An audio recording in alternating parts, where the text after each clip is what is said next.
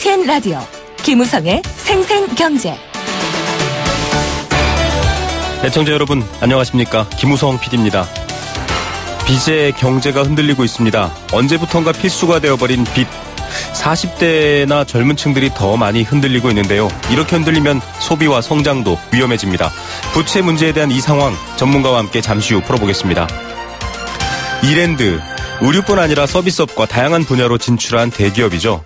그런데 이 기업이 아르바이트생들의 임금을 빼앗아 무려 84억을 남겼다. 이런 소식에 많은 분들이 분노하고 있습니다.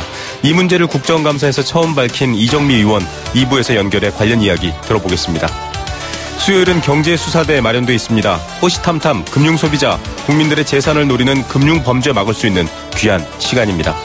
2016년 12월 21일 수요일 김우성의 생생경제 지금 시작합니다.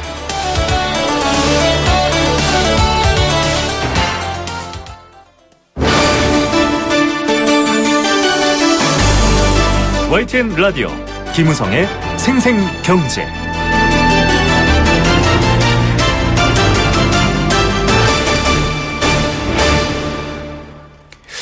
한 20, 30년 전과 비교해 봤을 때 좀 다른 점이죠. 언제부턴가 빚 없는 사람이 없었습니다. 모두 다 대출 하나씩 갖고 있다. 이런 상황이 됐습니다.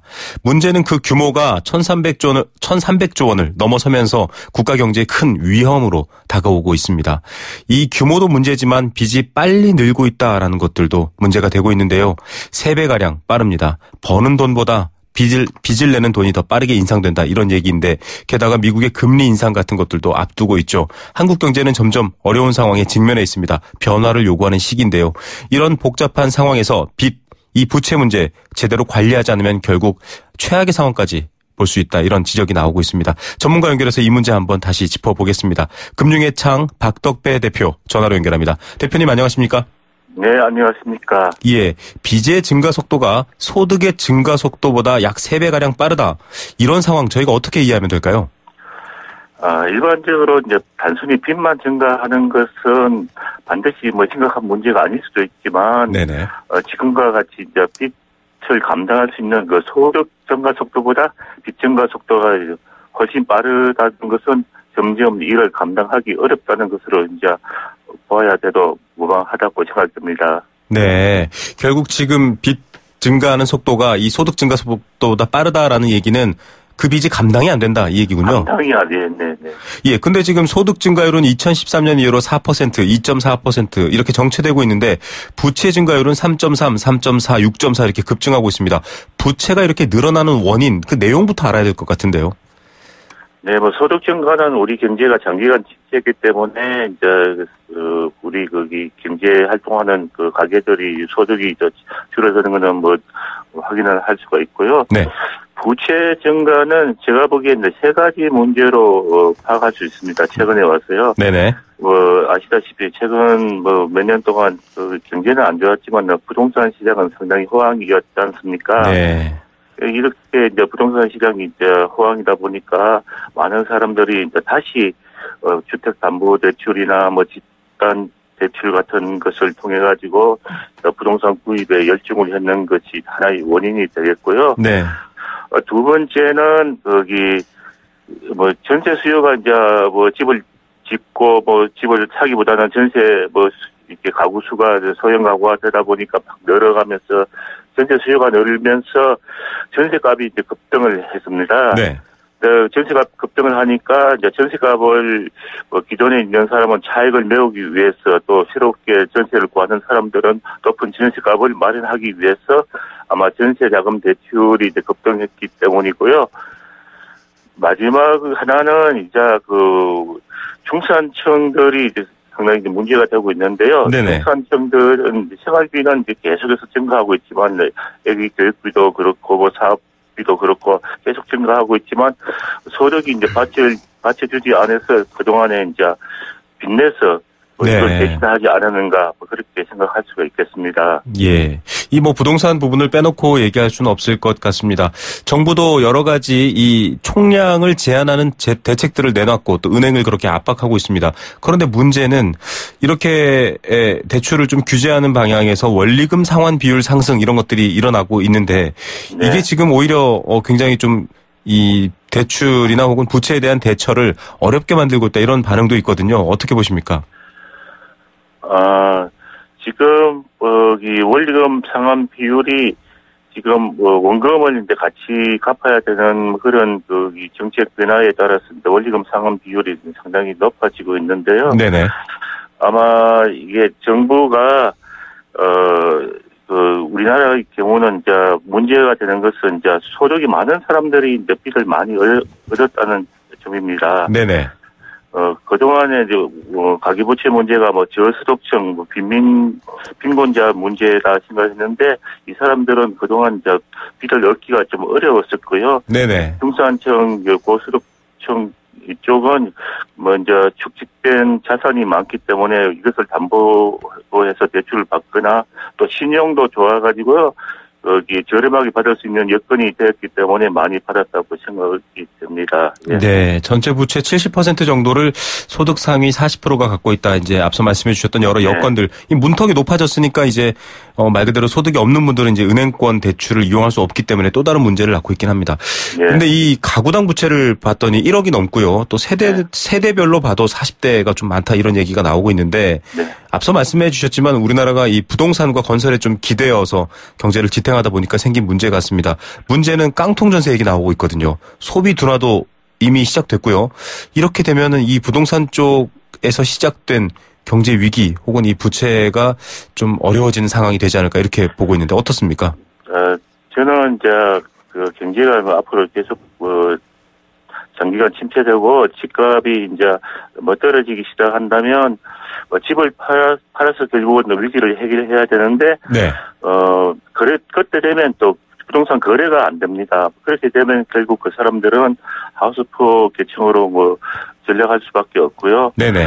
아마 이런 현상이 우리 2008년도 금융 위기 당시에 한번 있었던 경험이 있습니다. 네네. 당시에 이제 상당히 집도 안 팔리고 역전세 난도 막 발생하고 상당히 경제에 큰 부담이 되었었는데요. 네네. 아마 지금 현재 여건으로 봐서는 이런 상황이 다시 한번 도래되지 말라는 그런 법도 없지 않나 생각이 듭니다. 예, 2008년부터 아마 많은 분들이 깡통 전세라는 말들을 알기 시작했고요. 그렇죠. 지금 부동산 업계에서는 2017년 이후부터 집값 15% 하락을 거의 많이들 얘기하고 계시거든요. 또 방금 말씀하셨던 개인 부도, 하우스푸어라고 말씀하셨지만 빚을 갚지도 또 어떻게 처리하지도 못하는 상태가 되는 이 부도 상태가 된다라고 하는데요. 왜냐하면 지금 또 이 어려운 상황이지만 미국은 나름의 어떤 논리와 환경 때문에 금리를 올리고 있습니다. 세 차례 정도라고 하는데 그 속도를 아직 확실하게 볼 수는 없지만 이런 상황이면 시중금리는 올라갈 수밖에 없거든요. 그렇죠. 이자를 감당하지 못하게 될 것 같은데 어떻게 보십니까? 지금 12월 달에 미국은 올리고 우리는 동결을 했는데요. 지금 현재 한국과 미국 기준금리 수준이 별로 차이가 안 납니다. 금융위기 이후에 최대 수준인데 지금 지난번에 금리 올리면서 앞으로 내년에 세 차례 더 예정하고 있다. 또 2018년도에도 세 차례 그렇게 이제 예정을 하고 있었던 걸로 제가 알고 있습니다. 네네. 그렇게 된다면 우리 기준금리가 해외 자금 유출 우려를 해서 우리 기준금리를 올리지 않을 수가 없고요. 일반적으로 또 대출금리는 기준금리 올라가는 이상으로 또 올라가는 그렇죠. 가산금리도 있고요. 네. 한다면 적어도 2018년 정도까지는 상당폭 2% 이상의 우리 대출금리는 최소한 올라가지 않을까 생각이 들고요. 그렇게 된다면 1억을 빌렸다면 금리 부담이 한 300만 원이 더 높아지는 셈이니까 네네. 그걸 감당할 수 없는 한계 가구들은 지금보다 더욱 늘어나지 않을까 생각이 듭니다. 예. 지금 일반적으로 좀 소득 상위 40% 안에 있는 분이 빚의 70%를 차지하고 있는데 이자가 굉장히 부담스럽고 감당 안 되는 상황으로 오를 수 있다. 이런 전망들은 되고 있는데요. 상대적으로 좀 이 경제적으로 어려운 계층이 있지 않습니까? 자영업자나 고령층 이런 분들인데요. 소득이 낮으신 분들 이런 분들인데 은퇴하시는 분들도 그렇고요. 이런 분들은 더 심각해지지 않습니까? 빈곤 문제가 대두될 것 같은데요. 좀 이제 통상 우리 가처분 소득 대비 부채 비율을 국제 기준 OECD 기준으로 보면 지금 현재 180% 이상, 170% 이상으로 뭐 주요 중에서는 거의 탑 랭킹을 하고 있는데요. 네네. 예. 뭐 통계를 보면 이제 그 중에서도 이제 빚을 많이 진 계층이 이제 40, 50대 고령층 하고 이제 자영업자들인데 이들은 아마 제 판단으로는 한 200% 이상 되지 않을까. 네네.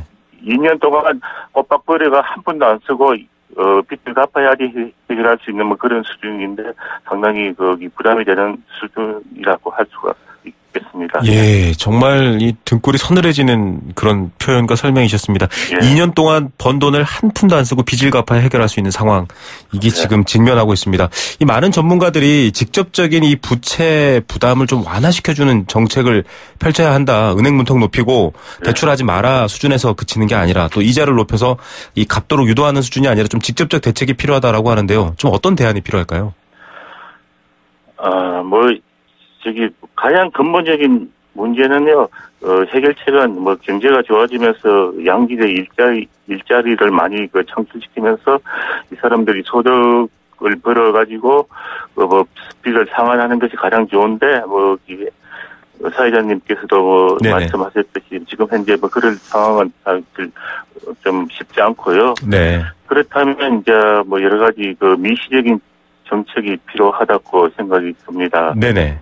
그 중에 하나가 이제 긴급한 긴축 정책은 상당히 조심해야 될 것이다. 네. 우리가 미국 금리를 인상하더라도 최소한 속도를 낮추고 서민들에 대한 부담을 좀 적게 시키는 그런 방향으로 가야 될 것 같고요. 네. 특히 이제 총량 규제와 연결되는 정책은 상당히 지금 조심해야 될 것 같습니다. 네네. 정치권 일각에서는 최고금리 인하를 해가지고 부담을 좀 줄여주다 그런 이야기도 나오는데 지금 최고금리가 만약에 더 인하되면 오히려 서민금융 기관들이 서민자금을 공급하는 기관들이 상당히 그것을 감당할 수가 없어가지고 공급을 오히려 축소될 가능성이 상당히 높습니다. 네네. 일본도 그랬었고요. 총량 규제에 연결되는 그런 정책은 상당히 좀 심각하게 좀 생각했으면 좋겠고요. 그리고 이제 우리가 여유가 있어가 복지를 충분히 됐다면 좋겠지만 지금 그런 상황도 지금 아니지 않습니까? 예, 안전망이 없죠. 예. 지금 정부에서 이제 강조하는 것이 이제 서민금융인데 서민금융진흥원을 통해서 이제 이 정책 서민금융을 좀 강화하고 있고요. 그다음에 이제 원래 서민금융은 민간금융기관에서도 활발하게 해야 됩니다. 근데 우리 민간금융기관에서는 사실 그동안 그렇게 이제 잘 못했던 것을 좀 반성하고 심사 능력을 좀 강화시켜가지고 갚아줄 수 있는 사람들 한테는 충분히 자금을 공급하는 방향으로 정책을 이끌어 갔으면 하는 것이 제 생각입니다. 예, 재기의 발판을 좀 마련하는 입장이 되어야 될 것 같고요. 무턱대고 은행 문턱을 높이는 것이 아니라 심리적 영향도 있기 때문에 미시적이고 회복 가능한 방식의 부채 정책 좀 전달이 됐으면 좋겠습니다. 오늘 말씀 감사드립니다. 네네, 고맙습니다. 네, 금융의 창 박덕배 대표였습니다. YTN 라디오 김우성의 생생경제. 네, 함께 느끼는 우리 경제 공감사전입니다. 경제 공감사전은 경제와 관련된 또 인터뷰에 등장한 단어와 이야기 여러분이 새롭게 써주시는 코너입니다. 의견 보내주시면 추첨을 통해서 도심 속 꿈의 놀이터 일산 원마운트에서 워터파크 이용권 드립니다. 단문 50원, 장문 100원의 정보 이용료 부과되고요. 샵 0945번 문자로 참여할 수 있습니다. 오늘 경제 공감사전 아르바이트입니다. 이 아르바이트는 사실 독일어입니다. 일하다라는 뜻인데요. 일 이런 뜻이죠. 그런데 실제로는 파트타임이죠. 정식 고용이 아니라 시간 단위를 통해서 일을 하는 어떻게 보면 가장 아래쪽에 있는 약자인 노동자라고 볼 수 있습니다.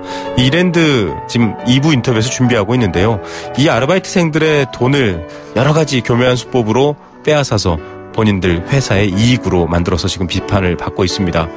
과거에는 우유 배달, 신문 배달 같은 것들 하셨던 기억 있을 텐데요. 또 여러 가지 아르바이트의 추억도 있을 겁니다. 그런데 이제는 가장 서글프고 약한 일하는 사람이 되어버렸습니다. 일이라는 건 굉장히 의미 있는데요. 또 아르바이트라는 것도 굉장히 좋은 의미로 많이 사용되어 왔었는데 왜 이렇게 서글퍼졌을까요? 여러분들의 의견 기다리겠습니다. 문자 참여 많이 해주십시오.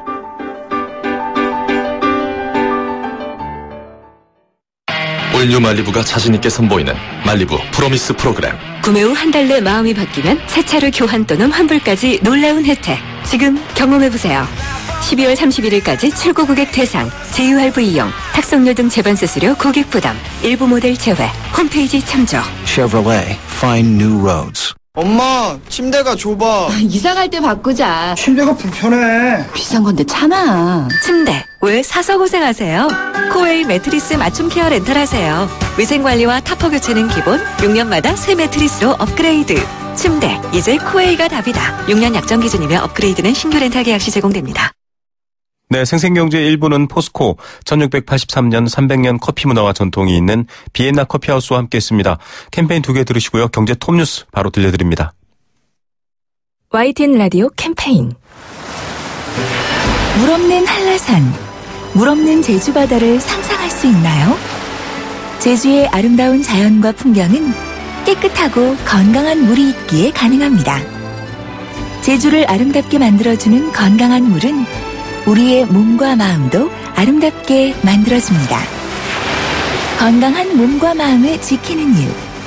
아름다운 물을 사랑하고 지키는 일에서부터 시작됩니다. YTN 라디오 아름다운 물 캠페인은 광동제약과 제주특별자치도 개발공사와 함께합니다. 김민아 씨, 한 해 전기 사고가 얼마나 일어나는 줄 아세요? 네, 전기화재는 1년에 약 8,000건, 감전사고도 500여 건이나 일어난대요. 맞습니다. 그래서 생활 속에서 전기 안전을 실천하는 노력이 중요한 거죠. 콘센트에 꽂는 플러그는 최소한으로 줄이고 빈 곳은 안전막이로 덮어두고, 외출할 때는 플러그를 빼두고, 한 달에 한 번 누전 차단기 확인도 잊어서는 안 되겠죠. 그뿐인가요? 냉난방기기는 너무 오래 켜두지 말고 가끔은 뒤에 쌓인 먼지도 깨끗이 닦아주어야죠. 안전은 아는 것보다 지키는 것이 중요합니다. 올바른 전기 사용 습관, 지키는 만큼 안전해집니다. 이 캠페인은 산업통상자원부와 한국전기안전공사가 함께합니다.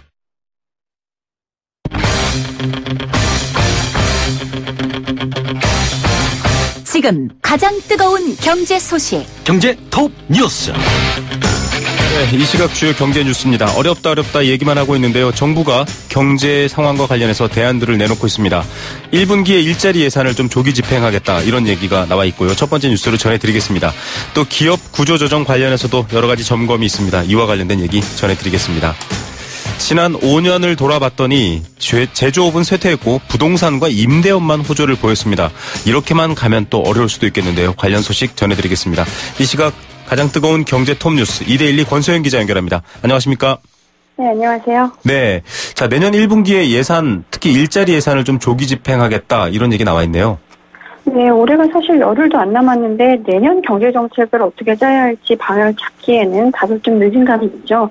정부도 사실 당초에 이달 초에 발표를 하려고 했는데 계속 연기가 됐습니다. 워낙 최순실 게이트 때문에 나라 정책 혼란스러웠고, 또 경제 컨트롤 타워를 누가 하느냐를 두고 우왕좌왕했었잖아요. 네. 여기에다 박근혜 대통령 탄핵안 가결되고 미국 금리 인상도 있었고 여러 가지 변수들이 많았습니다.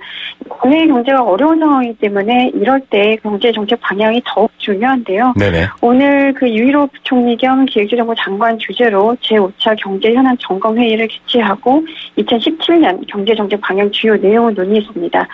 내용을 보니까 이제 정부는 최근 우리 경제가 대내외로 성장률이 좀 떨어질 가능성이 높아졌다라고 진단을 했고요. 그래서 내년 경제 정책 방향을 경기 활성화와 대내외 리스크 관리 그리고 민생 안정을 고지로 짜기로 했다고 발표했습니다. 네. 우선 내년 재정을 1분기에 조기 집행하고 공공기관 투자를 확대해서 경기 부양에 나서겠다고 하는데요. 일자리 지원을 강화하기로 했습니다. 요새 청년 실업률 상당히 심각한데요. 일자리 창출을 위해서 내년 예산에 편성된 일자리 예산을 1분기에 다시 집행을 하고 청년과 여성 같은 좀 고용 애로층에 대한 일자리 지원도 강화합니다. 저소득층 소득을 확충하는 방안과 그리고 최근에 이제 1인 가구가 늘어나고 있으니까 여기에 맞춘 복지 제도도 발표 예정인데요. 이 내용 이제 최종화는 오는 29일에 발표가 됩니다. 근데 문제는 박 대통령이 지금 직무정지 상태라서 내년도 경제정책 방향이 길어야 6개월짜리 그칠 수 있다, 이런 우려도 나오고 있긴 합니다. 예, 그래도 시급한 정책은 좀 이어졌으면 하는 바람이고요. 기업 구조조정도 좀 둘러봐야 할 것 같습니다. 여기에 대한 점검도 있었죠? 네, 점검을 해보니까 지금 해운과 조선업 구조조정으로 일자리를 잃은 근로자 4,500명에 대해서 피보험 자격을 줬고요. 또 국세와 사회보험료 납입 연장 이런 것들을 통해서 902억 원 규모로 지원한 것으로 나타났습니다. 네. 구조조정으로 피해를 입은 지역에 대해서는 조선 연관업체 1,269개사의 긴급 경영안정자금 그리고 특례보증 이런 것들 통해서 3,404억 원을 지원했고요. 소상공인 저리 정책자금 3,700억 원 정도로 지원이 됐습니다. 지난 27일에는 한진해운 선박 총 141척 전량에 대해서 하역이 완료가 됐고요. 승선선원 1,297명 중에서 1,115명이 공국으로 복귀한 것으로 조사됐습니다. 이 정부는 앞으로도 철저한 자구 노력 그리고 엄정한 손실부담 원칙 이런 것들에 따라서 구조조정을 추진하겠다 이런 원칙을 강조를 하면서도 이 조선업 고용 지원이라든가 지역 경제 활성화 그리고 해운 물류 정상화를 위해서 이제 보완 대책을 좀 추가로 검토하겠다 이렇게 밝혔습니다. 네, 자 5년을 한번 돌아봤더니 제조업은 쇠퇴하고 부동산과 임대업만 호조를 보였다 이런 통계가 나왔네요. 네, 오늘 통계청이 발표한 경제 총조사 잠정 결과를 보니까 지난해 말 국내 사업체 총 매출액은 5,303조 원이었습니다. 이게 5년 전에 비해서 22.4% 증가한 건데요. 이 기간 동안 이제 업종별로 보니까 부동산 임대가 65.7% 늘어서 가장 큰 폭의 증가세를 보였고요. 청소나 고용 활성 같은 이제 사업시설 관리 및 사업 지원, 이 업종이 60.4%, 그리고 보건 및 사회복지가 55.4% 늘어서 뒤를 이었습니다. 사업체당 매출액도 부동산 임대가 42.5%였고요. 숙박 음식점 32.9%, 보건 사회복지 25.4% 등으로 이제 크게 증가했습니다. 이렇게 보면 2013년 이후에 부동산 시장이 쭉 좋았잖아요. 네네. 그리고 정부가 주거용 건물 공급에 나섰고 또 비주거용 부동산 관리 업종이 늘어나고 이런 것들이 이제 부동산 및 임대업의 그 증가세에 좀 한몫했습니다. 여기에다가 자동차 임대업이라든가 정수기, 공기청정기 같은 렌탈 사업의 확장도 이제 한몫했는데요. 반면에 그동안 한국 경제 성장을 주도했던 제조업은 좀 주춤하는 모습이었습니다. 네. 광업과 제조업의 산업의 매출액이 각각 10.3% 그리고 16.6% 증가하는 데 그쳤고요. 사업체당 매출액도 제조업은 오히려 7.7% 감소했습니다. 이 제조업 같은 경우에는 지금 조선해운 같은 전통 산업이 좀 몰락한 추세고 또 수출이 감소한 영향이 큰 것으로 보입니다. 네. 자, 이 통계에 좀 재미있는 게 있는데요. 이 여자 사장님, 여성 대표가 많이 늘었다 이런 얘기가 있네요. 네, 지난해 말 기준으로 사업체 중에서 여성이 대표를 맡고 있는 것을 보니까 145만 6천 개였는데요. 전체의 37.6%를 차지했습니다. 2012년에 2010년 비중에 비해서는 0.4%포인트 높아진 건데요. 여자 사장님이 많은 업종이 어딘가 봤더니 숙박 및 음식점이었고요. 무려 62.6%가 이제 여자 사장님이었습니다. 그리고 또 교육 서비스가 54.4%, 그리고 보건사회복지가 44.7% 승리했는데요. 이 여성의 사회활동이 늘어나면서 사업체 종사자 중에서 여성이 차지하는 비율도 42.3%를 기록해서 5년 전에 비해서 1.2%포인트 상승했습니다. 네. 자, 중소제조업체들 둘러봤더니 자금 사정이 어려워졌다. 이 기업들도 제2금융권으로 몰리는 상황이라고 하는데 어느 정도입니까? 경기 어려울 때 사실 중소기업들이 더 먼저 또 많이 타격을 받는데요.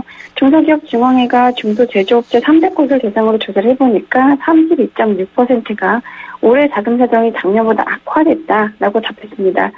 이건 지난 2012년 37.7%를 기록한 이후 가장 높은 수준인데요. 자금 사정이 곤란해진 이유를 보니까 44%가 판매 부진을 꼽았고요. 그 밖에도 영업이익 감소, 판매대금 회수 지연, 제조원가 상승, 이런 이유들이 나왔습니다. 올해 외부 자금을 이용한 경험이 있다라는 업체가 88%에 달했는데 은행에서 빌렸다는 답이 81%가 가장 많았고요. 정책 자금이 10.6%, 그리고 비은행 금융기관 자금이 7.5%였습니다. 최근에 이 시중 금리가 상승하면서 이자 부담이 높아지고 있어서 걱정이기도 한데 대출 문턱이 높아진 것도 좀 문제거든요. 네. 실제 금융기관에서 자금을 조달할 때 애로사항으로 32.2%가 높은 대출 금리를 꼽았고 30.3%가 까다로운 대출 심사라고 답했습니다. 해결은 안 하고 문턱만 높여놓으니 참 어려운 상황입니다. 오늘의 톱뉴스 어떤 것 고르시겠습니까?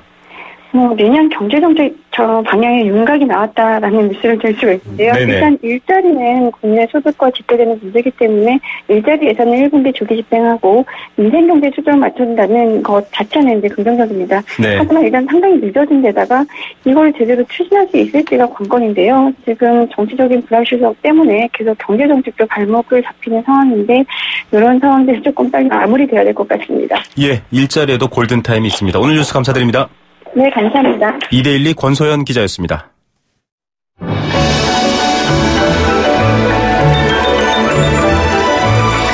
오늘의 경제를 들여다보는 시원한 창. YTN 라디오 김호성의 생생경제 생생 인터뷰.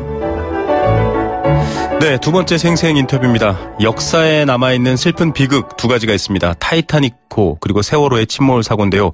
두 사건에는 큰 차이가 있습니다. 위기의 순간에 약자를 먼저 구했냐 아니냐의 문제입니다. 경제도 마찬가지인데요. 이 어려운 경제 상황 계속 말씀드리고 있습니다. 그런데 가장 약한 비정규직도 아르바이트생부터 피해를 입고 희생해야 된다. 여러분은 어떻게 생각하십니까? 그런 기업의 활동 또 추악함이 드러나서 지금 많은 분들이 분노하고 있습니다.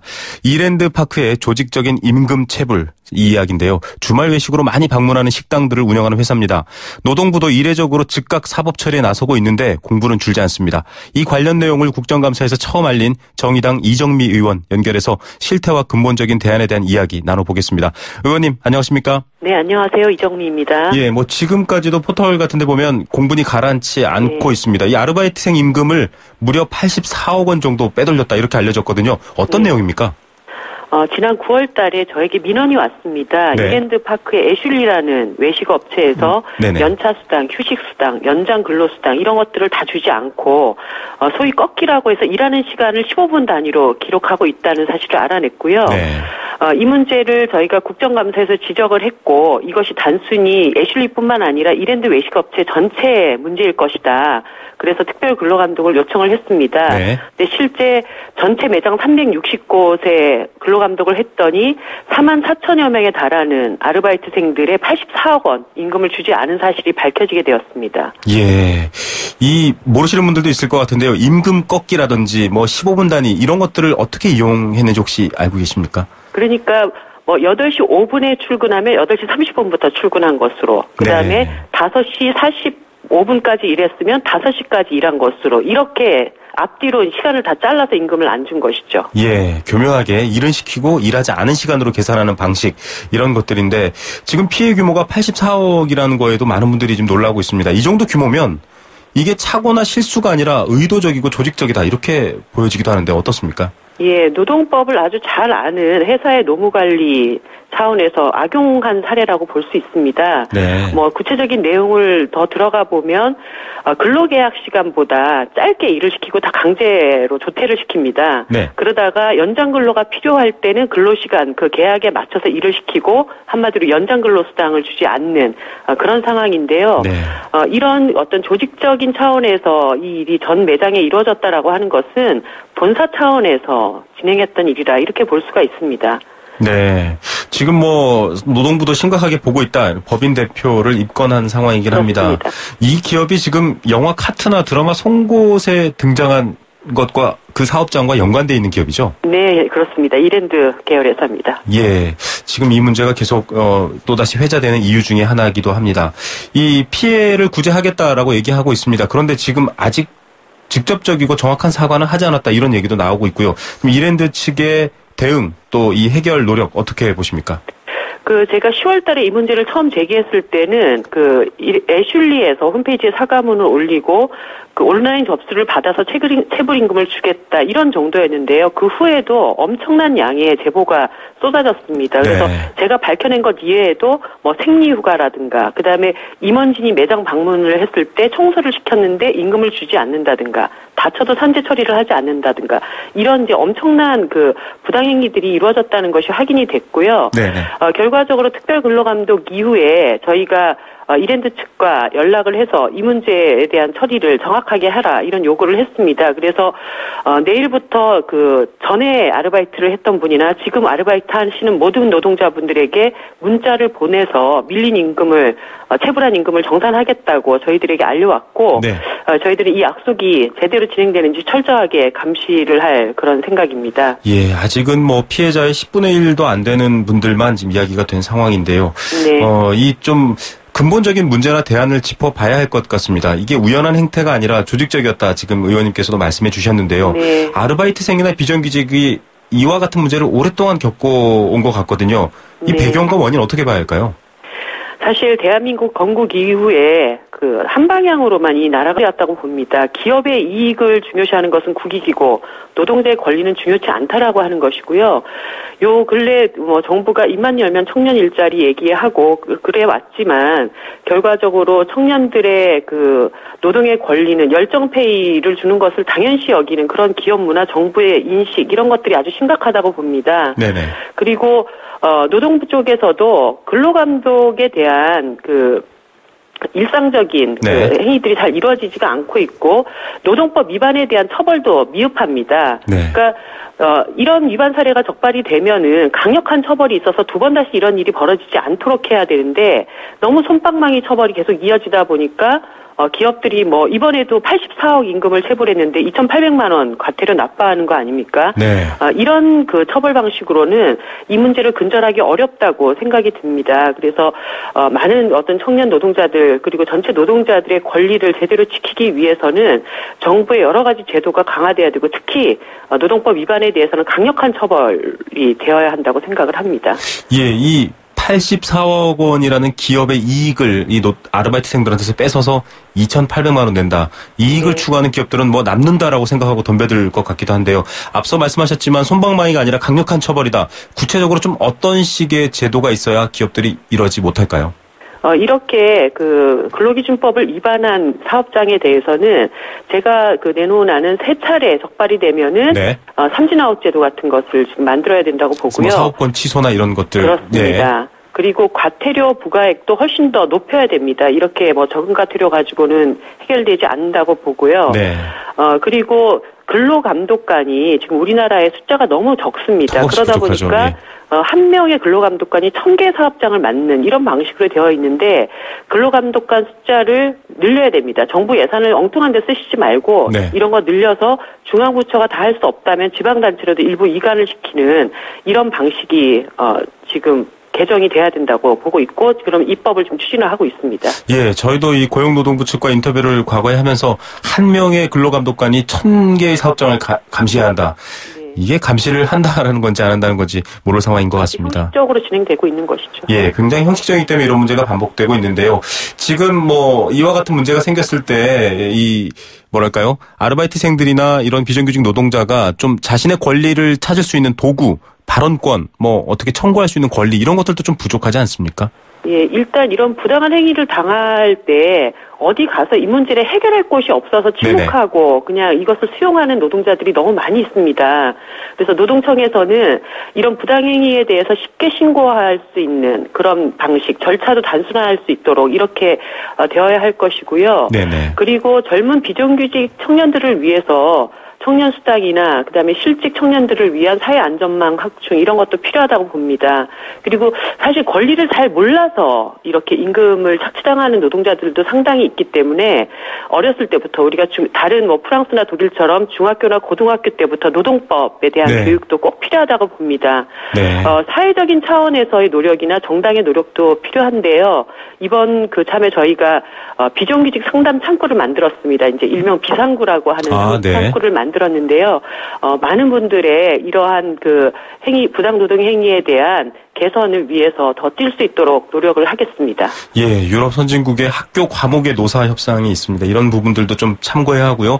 비정규직을 위한 상담 창구, 비상구가 있다라는 것도 있으니까 좀 더 많은 노력이 있으면 좋겠네요. 여러모로 이런 활동들 또 저희가 지켜보고 연락드리겠습니다. 오늘 말씀 감사드립니다. 네, 감사합니다. 네, 정의당 이정미 의원이었습니다.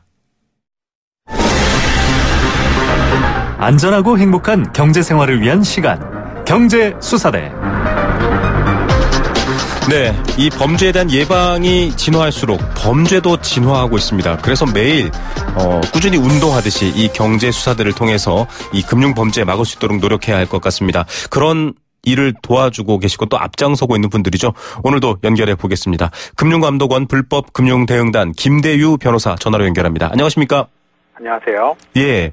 자, 이 대포통장, 이제는 뭐 많은 분들이 이 대포통장이 정말 이 대포할 때의 대포통장이 아니라는 걸 아실 것 같습니다.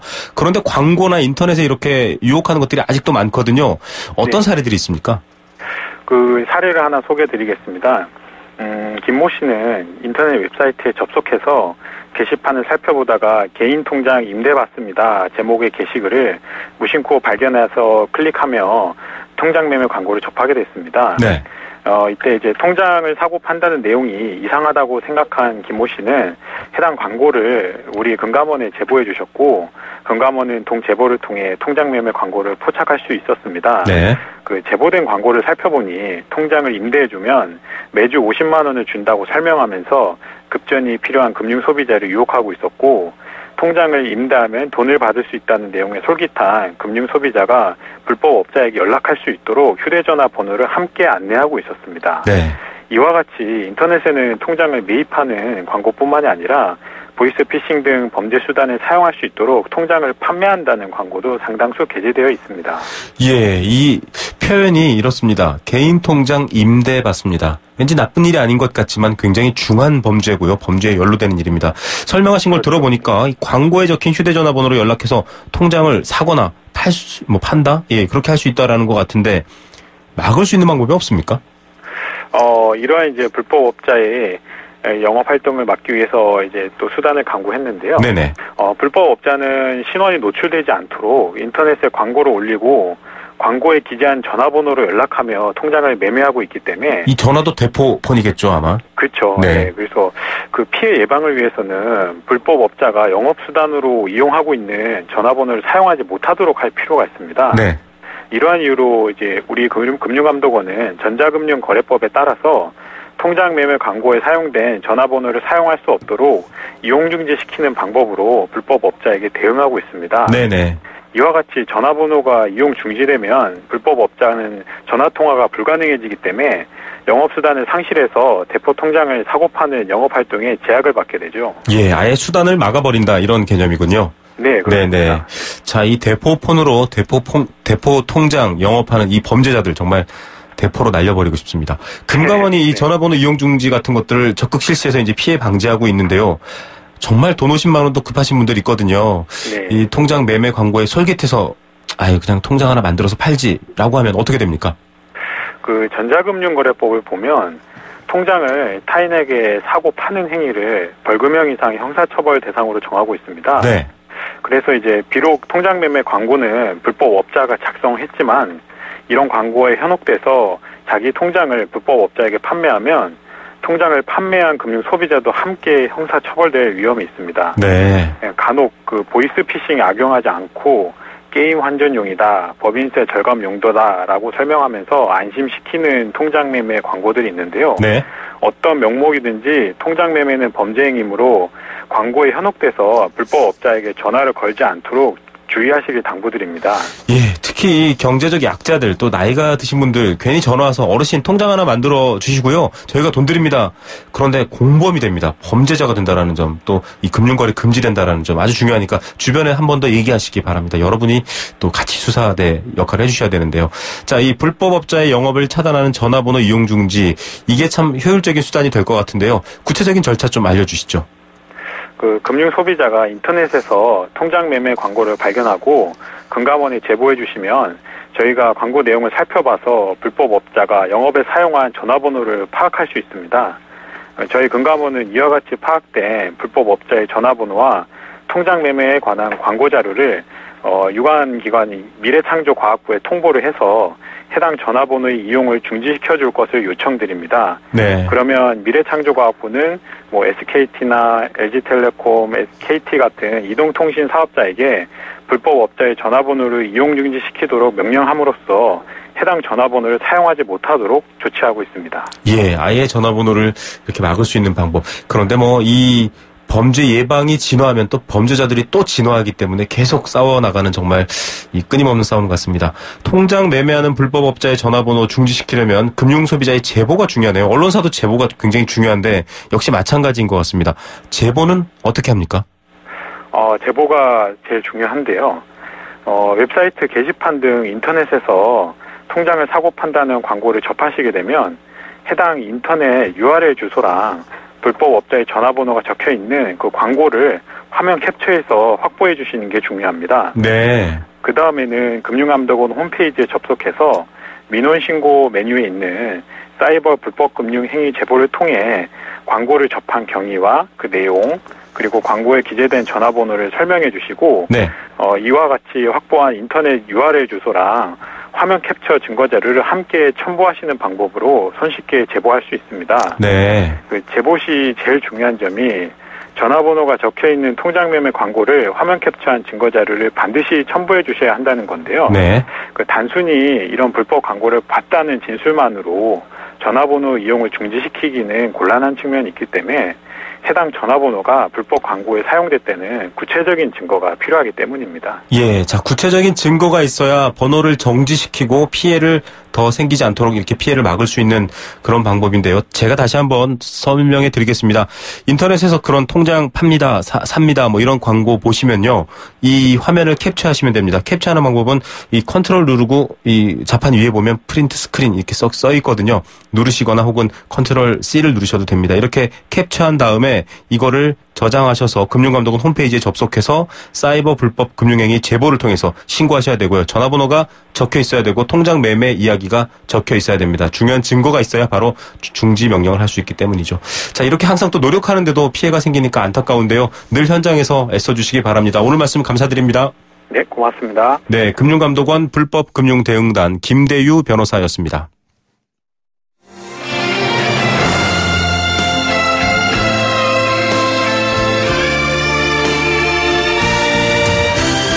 YTN 라디오 김우성의 생생경제 더불어 함께 살아가는 삶 그리고 더 나은 삶을 꿈꾸는 시간 오후에 만나는 싱싱한 라디오 경제 김우성의 생생경제가 대한민국 경제를 지키는 여러분과 지금 함께하고 있습니다.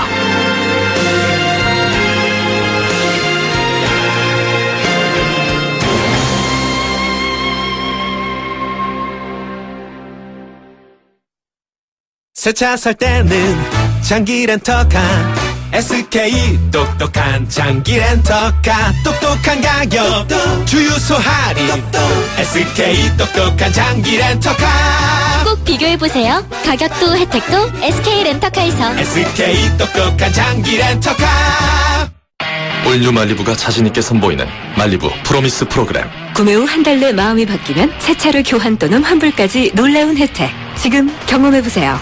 12월 31일까지 출고 고객 대상, JURV 이용, 탁송료 등 제반 수수료 고객 부담, 일부 모델 제외, 홈페이지 참조. Chevrolet, find new roads. 이게 흥거리 정신이야. 너 배고파? 나 롯데리아. 인터넷 안 켜. 롯데리아 홈서비스 검색해. 앱 다운받아. 2번 받아. 전화 걸어. 1600-9999. 매월 마지막 주 금요일은 롯데리아 홈서비스 데이. 이벤트 막 무대뽀로 터져. 안 시키면 배반이야. 롯데리아. 한가연입니다. 요즘은 일일 1팩도 하고 피부과도 많이 가니까 예전처럼 에센스 한 병에 큰 기대는 안 하는 것 같아요.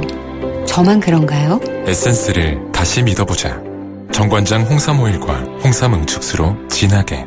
처음 만나는 응축 에센스. 동인비 진 에센스.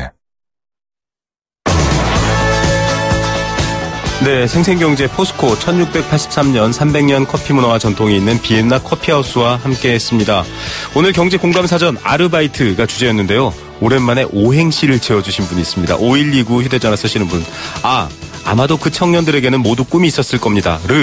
을의 힘든 시기라고 스스로 다그치고 바깥을 멍하니 바라보기도 하고 이악 물고 다시 힘내보아도 트집 잡힌 듯한 그들의 청춘 언제나 응원합니다.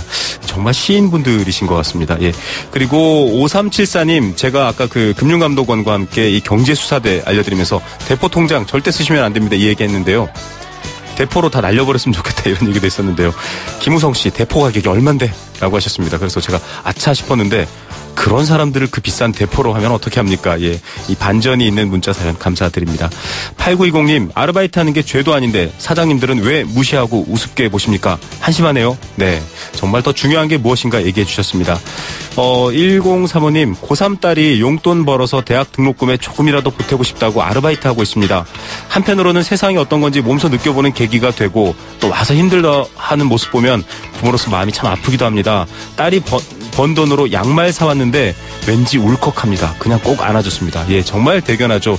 대개 아르바이트가 이렇게 처음 경제를 만나는 수단입니다. 그래서 제대로 된 질서와 정의, 정당한 수당 이런 것들을 겪어야 되는데 벌써부터 이렇게 빼앗기고 또 왜곡되는 걸 겪으면 안 되겠죠. 힘써서 어른들이 좀 만들어줘야 될 일인 것 같습니다. 8920님 이런 얘기도 보내주셨네요. 기다려지는 생생경제 시간, 인천 가좌동은 비가 내리고 있습니다. 예, 오늘 저녁 오후에 비 소식도 알려져 있습니다. 여러분들 빗길 조심히 안전 운전하시기 바랍니다. 9958님 사연도 소개해드릴게요. 대중이 사서 먹는 빵 공장에서 월급 받는 직원들이 계란 한 판씩 사와서 공장 가동하고 이거 정말 매점매석은 아닌 것 같은데 또 비난의 대상은 아닐까 걱정도 됩니다라고 합니다. 지금 계란 때문에 난리죠. 예, 여러분들 생활에 도움되는 경제 이야기, 속 시원한 경제 이야기 늘 준비하겠습니다. 내일 오후 3시 10분 또 찾아오겠습니다. 지금까지 김우성의 생생경제였습니다.